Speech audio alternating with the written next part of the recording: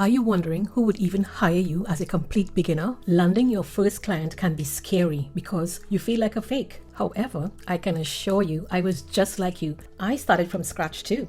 But what if you have no experience or even testimonials except that little note from your best friend? In this video, I have a proven step-by-step approach so that you can use it to land your first client in 10 days or less and avoid staying awake at night wondering if you've made the right decision. Hi, my name is Alvern, and on this channel, you'll discover some amazing resources that you can use to generate your first $100,000 online from anywhere in the world while living life on your own terms. So you're brand new to this virtual assistant things, and all you want right now is to land your first client, and you will do anything to get it, but you're still apprehensive about it.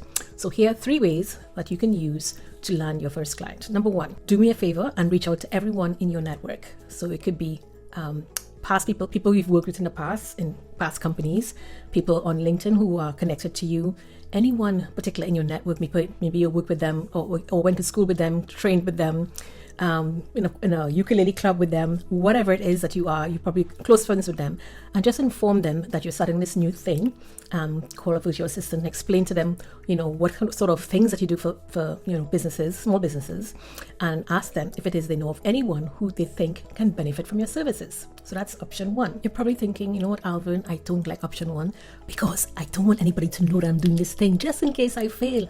And I get it. I remember the first time I announced to the world, to the network, to my, on my personal Facebook profile that I was doing this VA thing, and nobody responded. I get it. I know that feeling of rejection, that feeling of whatever.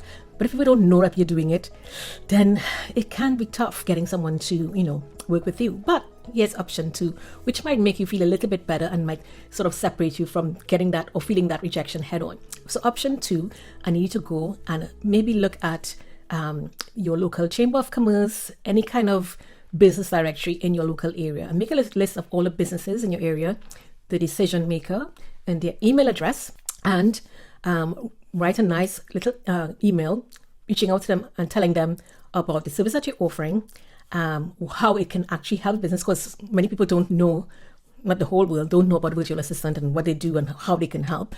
Tell them what kind of services that you offer. Don't give them a price yet. Tell them, you can work from anywhere from 2 hours to 2 hours a week, 5 hours a week to 5 hours a month, whatever it is you have on your schedule, and ask them if they know of someone who can benefit from these services. So you're not asking them directly, but you're asking them if they know of someone, and most likely they will tell you, well, actually, I'm interested. So that's option 2. Are you ready for option 3? So option 3, just in case you've contacted everyone in the area and you reach out to everyone in your network, option 3, you're actually going to be what I call is a much warmer way of getting feedback or even landing a first client. What you go to places like Indeed.com, LinkedIn.com, the job section, all of the other places where you normally find jobs, and look at the ones who are hiring. Do a search and see which ones are hiring for the services that you offer, but they're hiring for it full time, like a full time employee.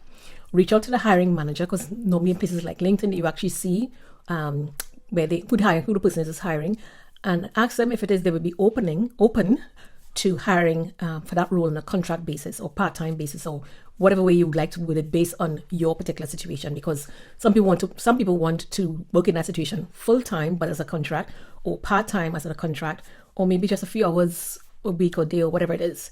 But explain to them the benefits of why it is hiring you instead of hiring full-time would be make more sense for the company. I've got a surprise for you. Just hang on for a surprise option. Before I tell you about the surprise bonus option, I just want to make sure that you understand the difference between landing a client and keeping a client long term. So you can land a client and then within 30 days you part ways. They do it on trial and didn't like what it is you offered, etc. I want to tell you the secret of actually getting them to stay long term. But before I tell you about that secret, let me go on to the surprise bonus option 4. So option 4 is a bit of the lazy person's, I suppose, pathway to getting into virtual assistants or getting your first client. But it also requires you to take a lower, hourly rate. And what it involves is reaching out to agencies who hire virtual assistants. Some of them call it virtual assistants agencies, digital marketing agencies, all different kinds of agencies, copywriting agencies, all of different agencies. And what you're going to do is make a list of all of the agencies in your sort of local area, or even in your local state, local country, whatever it is. And you're going to reach out to them to find out, to tell them, that what it is you have, what it is you offer available, and how you're prepared to take a lower rate, maybe $15 an hour. I wouldn't go lower than $15 an hour. That's kind of low as it is. And it's what we call working as a subcontractor. And they're always hiring in this role because in most cases they don't want to hire more experienced people. They prefer to hire people who are not quite beginners, but sometimes they'll hire beginners for small tools. Especially if it's you have experience. Maybe you use work full time in your full time employee job, doing video editing or social media or any customer service or any of those, and all you're doing is transferring this exact same skills into this new role, but as a contractor. So reach out to these agencies. And many of them have actual forms, rolling forms, where they hire subcontractors. I would give you a list of many of those agencies that I'm aware of down in the description, so you will get a head start on this.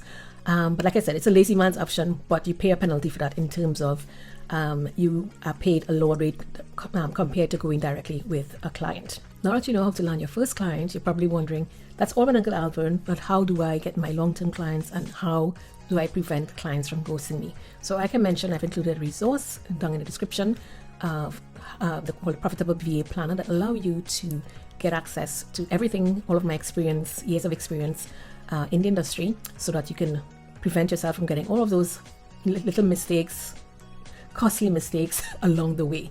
And I would look forward to seeing you in the next video. Until next time, I'll see you in the VA world.